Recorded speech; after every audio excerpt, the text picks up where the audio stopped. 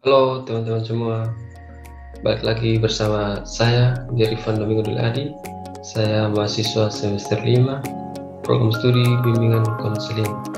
Di sini saya akan membuat video tentang sikap dan perilaku asertif.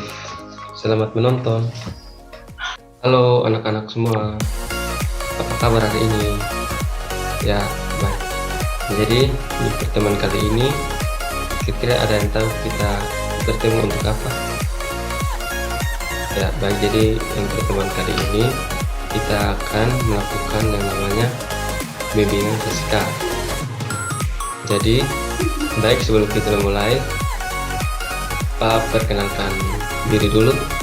Jadi, Pak, nama Pak Jerivan Adi. Pak di sini sebagai guru WK di sekolah kalian. Jadi waktu selanjutnya Pak berikan pada adik-adik untuk memperkenalkan diri.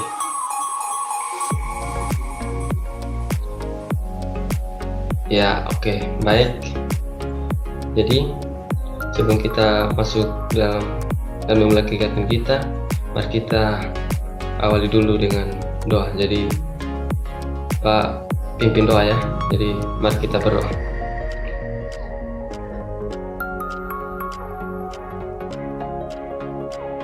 Ya, berdoa selesai. Oke, baik anak-anak semua. Jadi apa kabar hari ini? Adik-adik dalam keadaan sehat? Kalau dalam keadaan sehat ya syukurlah kalau gitu. Oke, baik. Jadi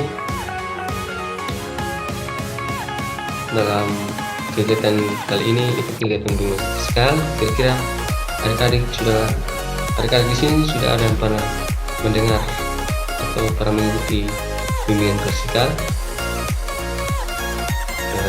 Jadi bimbingan fisikal yaitu merupakan suatu program bimbingan yang dirancang dengan mengadakan pertemuan secara tatap muka dengan konseling berbasis kelas, yaitu konten dari bimbingan fisikal.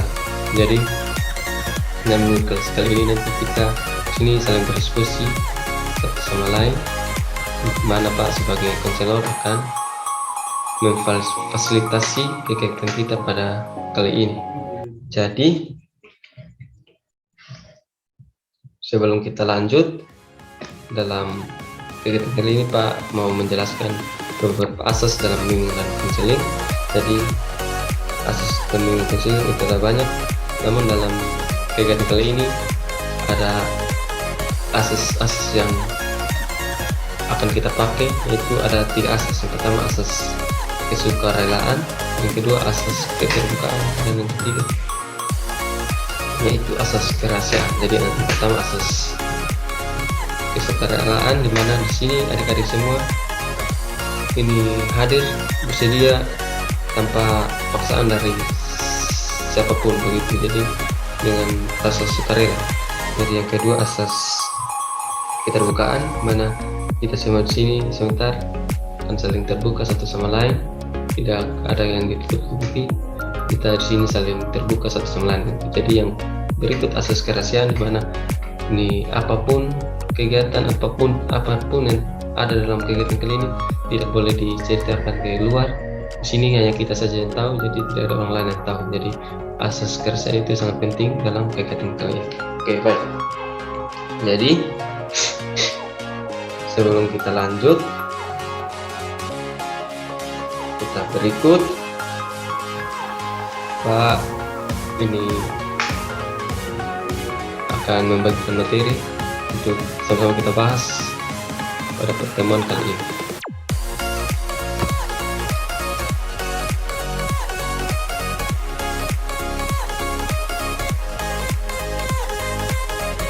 Baik, jadi pada pertemuan kali ini kita akan membahas tentang sikap dan perilaku asertif. Oke. Ya.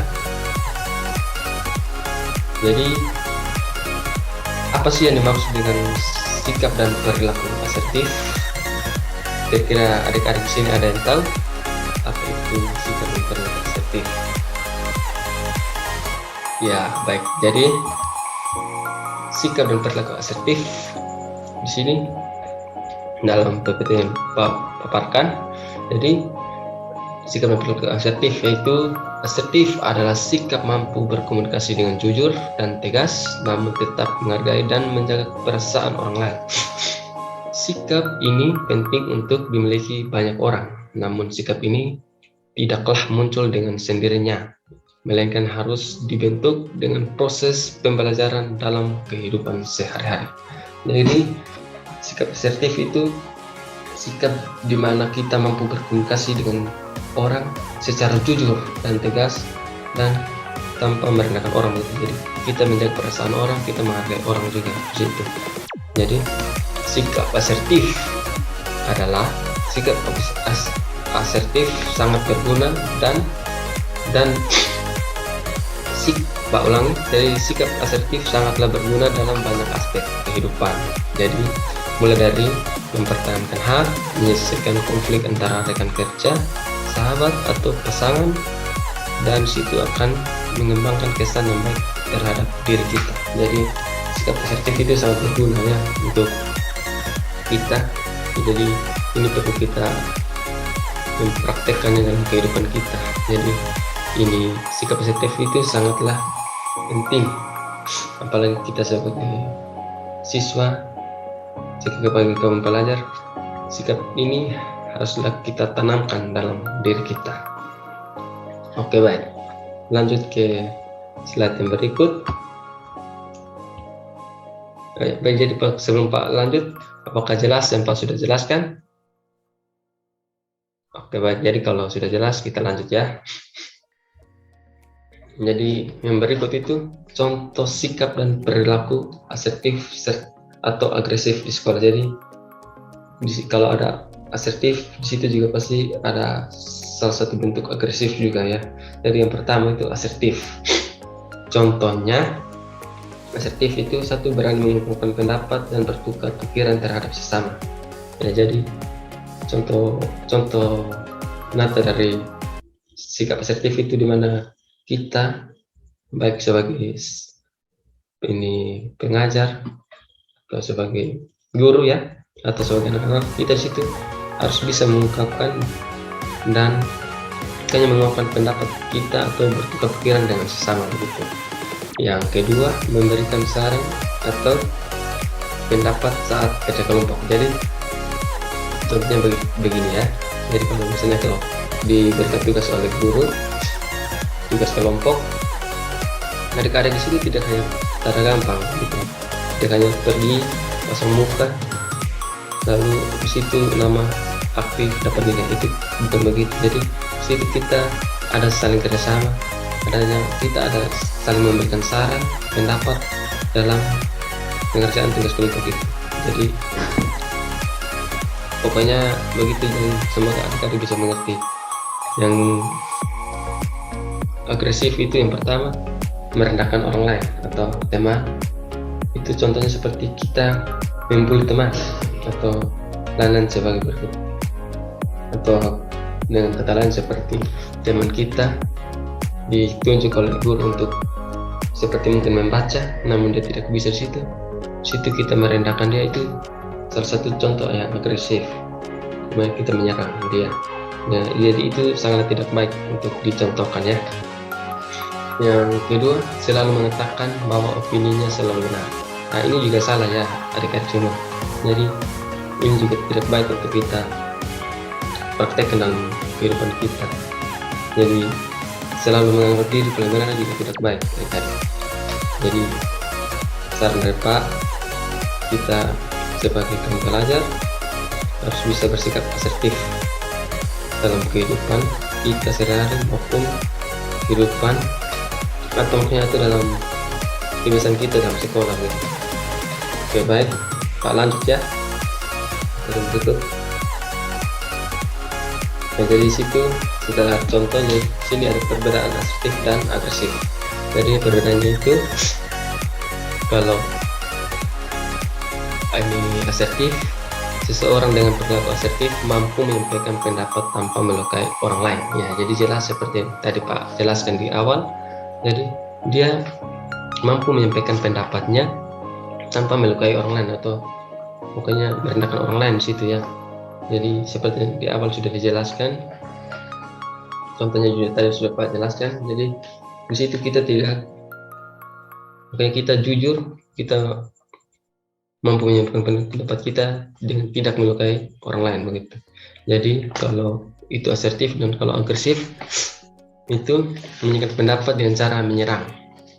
Jadi perilaku asertif menghargai hak orang lain, perilaku agresif hanya memberikan diri sendiri. Ya jelas seperti sudah Pak jelaskan tadi. Jadi perilaku agresif itu sangat tidak baik untuk kita contohkan ya.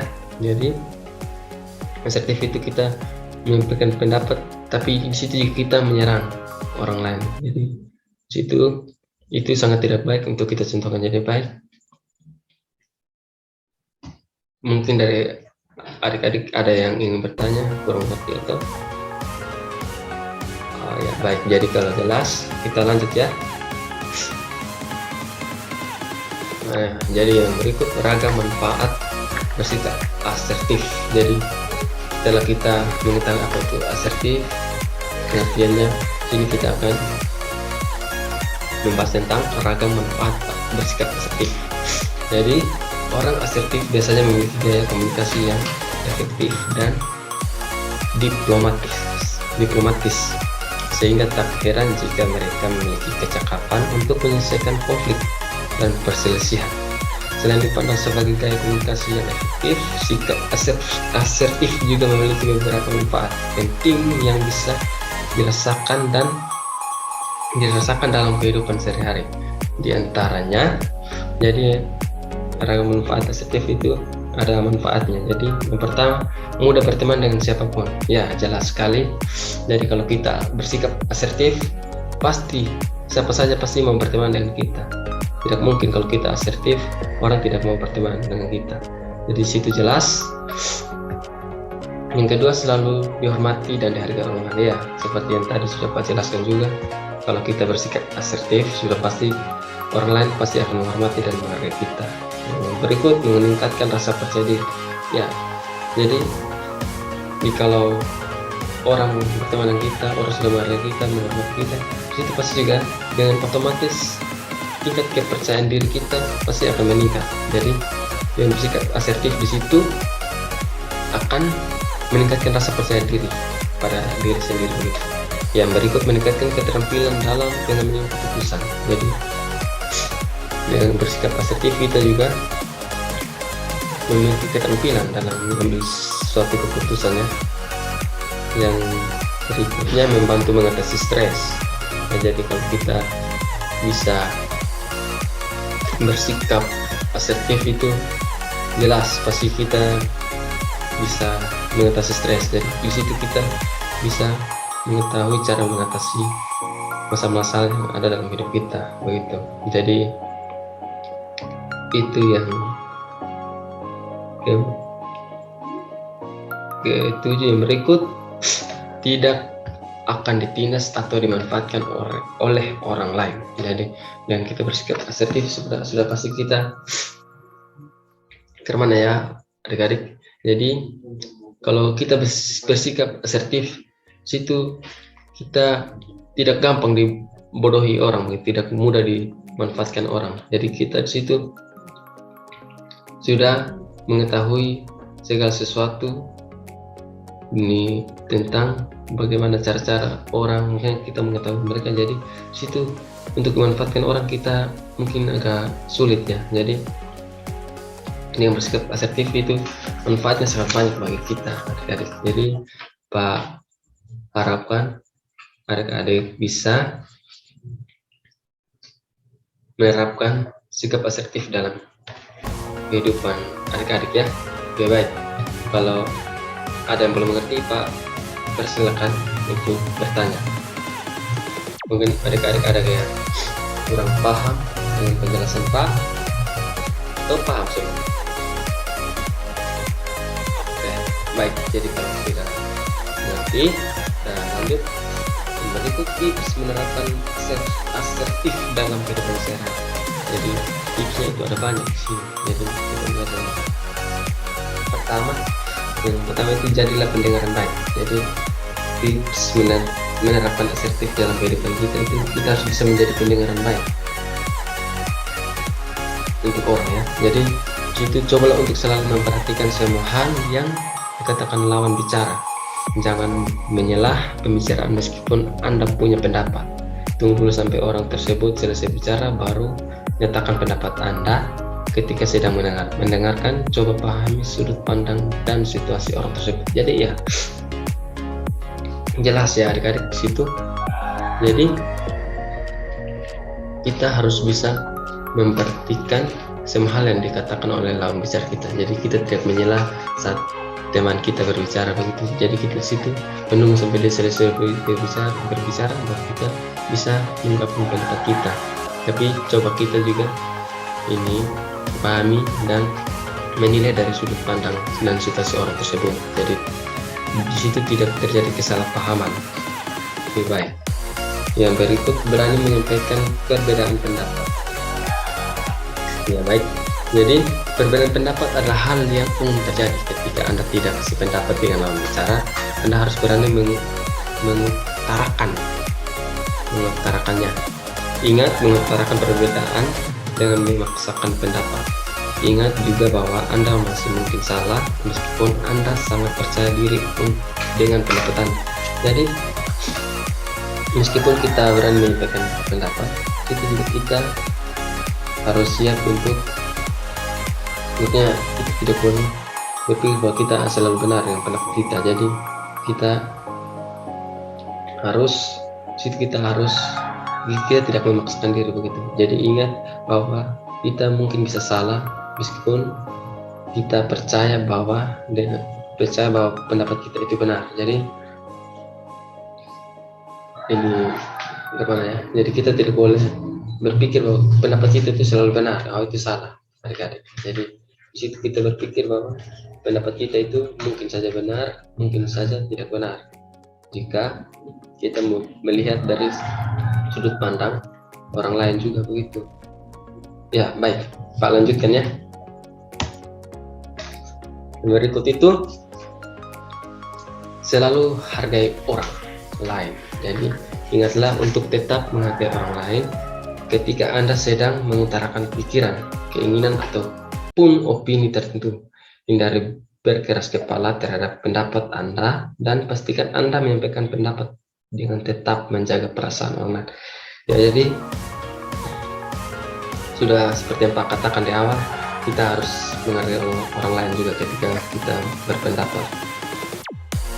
Jadi jika kita sedang mengutarakan pemikiran kita, itu kita tidak boleh berkeras kepala bahwa pendapat yang kita sampaikan itu benar. Jadi kita menyampaikan pendapat itu dengan kita menjaga perasaan orang lain. Jadi kita tidak boleh menyakiti orang lain dengan pendapat yang kita utarakan begitu. Jadi yang berikut, hindari merasa bersalah. Jadi hindari merasa bersalah setelah Anda mengatakan tidak terhadap sesuatu pendapat atau menolak suatu permintaan. Jadi kita di situ harus people pleaser atau selalu menyenangkan orang lain.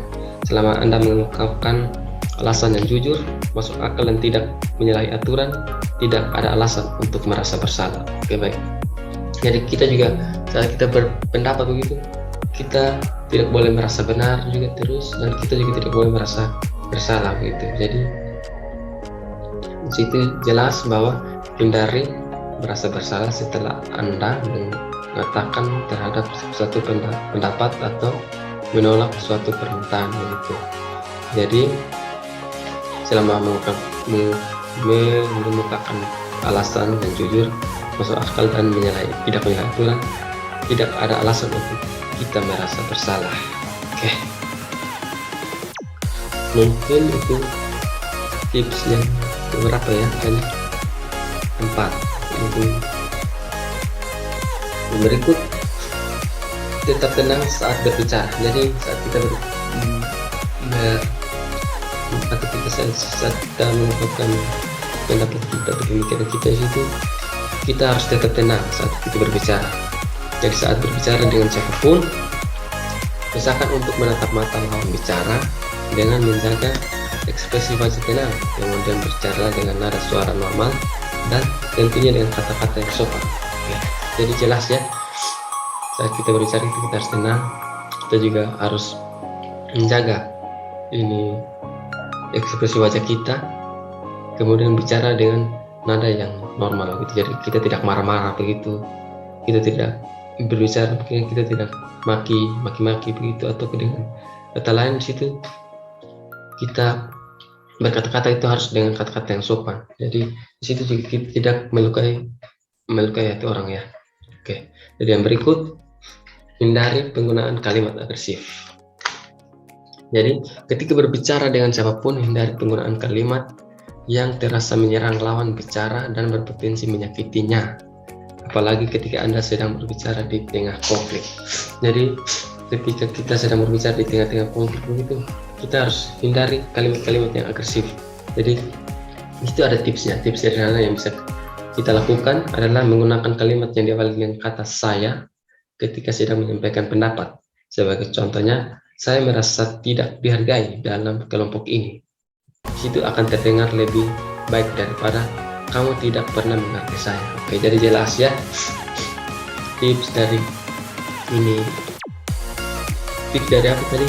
Dari hindari penggunaan kalimat agresif. Jadi di situ jelas contohnya tadi, kalau kita mau tentang berpendapat, ini misalkan kita menggunakan atau mengawali kata dengan kata saya. Jadi tidak dengan kata kamu ya. Jadi kata kamu itu sangat kasar sekali.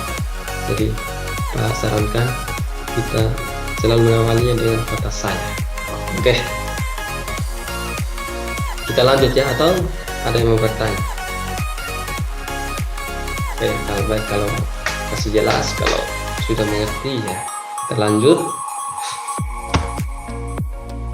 Yang tips yang berikut, posisikan lawan bicara sebagai teman. Jadi di situ lawan bicara kita, meskipun dia itu orang yang kita sukai, atau orang apapun dia lah, siapapun dia yang lawan bicara kita, jadi kita di situ bisa memposisikan dia itu sebagai teman baik kita, sahabat kita begitu. Jadi apapun yang terjadi dalam kehidupan kita di luar begitu, kita tidak membawanya saat dalam suatu pembicaraan yang serius. Jadi ketika berpendapat, ketika terdapat suatu konflik, cobalah memandang lawan bicara sebagai teman, bukan musuh ya. Jadi jelas bahwa hal ini berguna agar tercipta hasil kesepakatan yang saling menghormati antara kedua belah pihak. Oke, jadi jelas. Jadi ketika kita menganggap seseorang musuh itu sebagai teman, maka situ pasti hal yang jadi situ akan berguna, sehingga dalam suatu pembicaraan begitu akan tercapainya kesepakatan yang adil begitu, dan situ kita pasti akan saling menghormati. Jadi tidak ada yang bilang beginilah begitu. Jadi situ jelas ya. Kebaikan berikut, berlatih dengan hal-hal kecil. Jadi baik, berlatihlah menjadi pribadi yang asertif dengan teman atau orang dekat. Bahkan Anda bisa berlatih di depan kaca dan membuat skenario di kepala Anda. Misalnya coba latih cara bicara dan gestur saat kita menolak permintaan bantuan untuk mengerjakan tugas kuliah, tugas sekolah, atau tugas teman ya, atau lain sebagai berikut. Jadi situ kita berlatih bagaimana kita apa ya, mungkin kita berlatih di depan kaca begitu. Jadi kita situ melatih gestur tubuh, cara bicara kita saat kita menolak atau menerima begitu. Jadi situ kita juga harus berlatih dengan hal kecil. Jadi dengan hal-hal kecil begini kita bisa menciptakan suatu hal-hal yang lebih besar lagi. Oke, jadi yang berikutnya, tips yang berikut itu belajar dari banyak orang. Oke, jadi baik, belajar itu banyak. Belajar itu bisa dari mana saja, kapan saja, di mana saja. Jadi belajar itu penting. Jadi belajar dari banyak orang. Jadi sini jelas kalau belajar dari banyak orang itu mungkin belajar juga dari Tidak hanya kita belajar dari buku, belajar dari mana, makanya kita belajar dari orang itu, belajar juga dari pendapat orang. Jadi gunanya itu menunjang keterampilan perilaku asertif kita. Jadi kita bisa banyak belajar dari banyak orang, baik itu keluarga, teman, ataupun tokoh. Jadi jelas, seperti yang jelaskan, kita tidak hanya belajar dari tidak hanya belajar, bisa kita belajar tidak hanya dari ini teman kita saja, tapi bisa juga belajar dari keluarga, teman, ataupun tokoh masyarakat, atau kita menonton mungkin di YouTube, di TV, mungkin begitu. Jadi situ kita memperhatikan bahasa tubuh dan pilihan kata yang disampaikan. Jadi kita tidak hanya memperhatikan, juga kita mempraktekannya, kita mencoba, tidak apa-apa, pelan-pelan. Jadi mungkin satu hari kita memperhatikan suatu keterampilan, mungkin besok lagi satu lagi. Dari situ dengan kita memperhatikan bahasa tubuh yang kita lihat di situ, kita juga mungkin, bukan mungkin, tapi Pak yakin bisa untuk bisa seperti orang itu. Baik. Dan yang terakhir, selalu bersabar. Jadi tips untuk bersikap asertif itu pasti selalu bersabar. Teman-teman, itu kita harus selalu bersabar. Jadi menjadi pribadi yang asertif membutuhkan proses yang panjang. Terkadang mempraktikkan sikap ini juga membutuhkan keberanian ekstra sehingga bisa keberanian ekstra sehingga bisa melelahkan kita gitu. Jadi itu belum lagi jika ada orang yang mengomentari perubahan sikap kita. Jadi Anda juga memerlukan kesabaran dan ketekunan untuk mengembangkan sikap kita. Jadi di situ, ini contohnya begitu, kita harus bersabar. Jadi pasti saat kita melakukan sesuatu perubahan yang baik, situ pasti ada satu dua orang itu, atau mungkin banyak lah, yang tidak suka dengan ini perubahan sikap kita. Jadi situ kita tetap bersyukur, kita tetap bersabar. Jadi situ kita harus bersabar dan kita juga harus tekun, sehingga dalam mengembangkan sikap asertif ini kita dapat maksimal begitu. Oke, baik, jadi materi kita sampai sini saja. Mungkin dari adik-adik dalam forum ini ada yang masih kurang paham dengan materi yang Pak sampaikan, mungkin bisa bertanya. Di sini kita saling bertukar pikiran tentang materi yang kurang pahami, atau ada cerita mungkin kemana-kemana, bisa kita sampaikan di forum ini untuk kita sama-sama saling berpikir untuk membahasnya. Jadi baik, kira-kira ada dari adik-adik. Baik, jadi kalau tidak ada,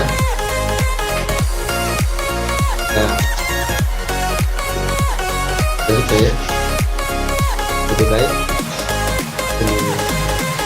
sekian dari materi yang Pak sampaikan.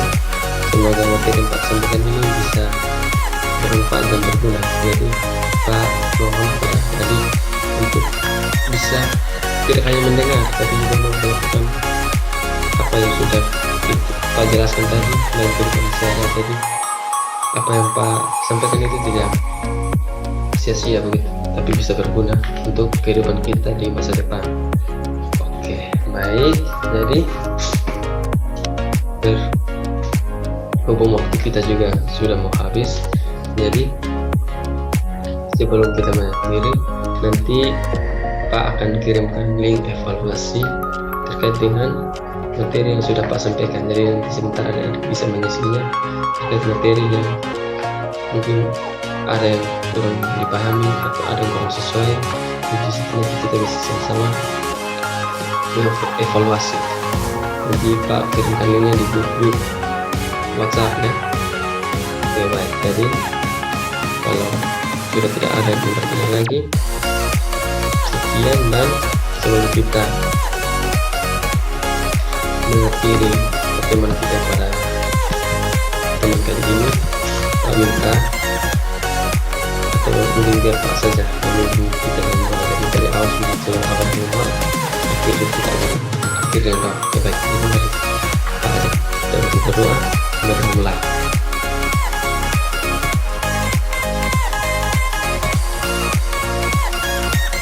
Ya, berdoa selesai. Oke baik, sekian dari pertemuan kita pada pertemuan ini.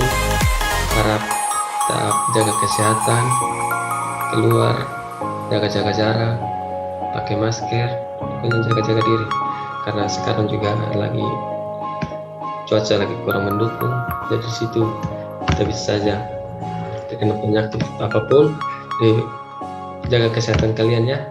Oke baik, jadi oh ya Pak, hampir lupa, jadi nanti mungkin kita akan bertemu lagi di pertemuan berikut, jadi kita buat kesepakatan waktu kira-kira kapan kita bisa bertemu lagi. Oke baik, jadi minggu depan di jam yang sama ya. Oke baik, jadi sekian sudah pertemuan kita pada kali ini. Pak akhiri sampai sini. Oke baik, sampai jumpa anak-anak semua. Terima kasih ya sudah mengikuti pertemuan Pak pada kali ini.